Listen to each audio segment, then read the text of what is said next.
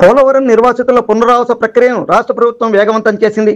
ఇందులో భాగంగా 41.15 contour level phase 1బిలో కొత్తగా చేర్చిన అల్లూరు జిల్లా డివిజన్ కేంద్రం చింతూరుకు చెందిన గిరిజనేతర నిర్వాసితులు సోమవారం అధికారులు ఏర్పాటు చేసిన బస్సుల్లో వెళ్లి ఏలూరు జిల్లా జంగారెడ్డిగూడెం మండలం తాడ్వాయి వద్ద R&R కాలనీ నిర్మాణానికి ప్రభుత్వం ఇప్పటికే సహకరించిన స్థలాన్ని పరిశీలించారు. ఈ సందర్భంగా అక్కడి భూ వివరాలను అధికారులు నిర్వాసితులకు వివరించారు.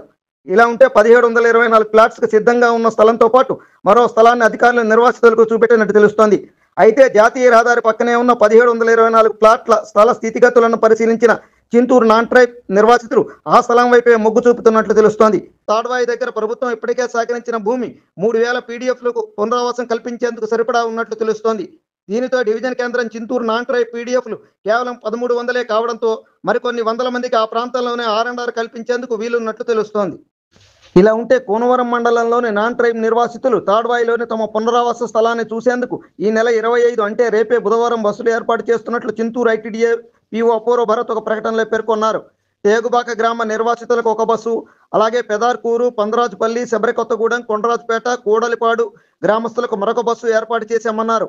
ఇక మిగిలిన విఆర్పురం మండలంలోని నాన్ ట్రైబ్స్ నిర్వాసితులు తమ పునరావాస స్థలమైన తాడ్వాయి సందర్శన షెడ్యూల్ని బుధవారమే ప్రకటించనున్నట్లు వెల్లడించారు.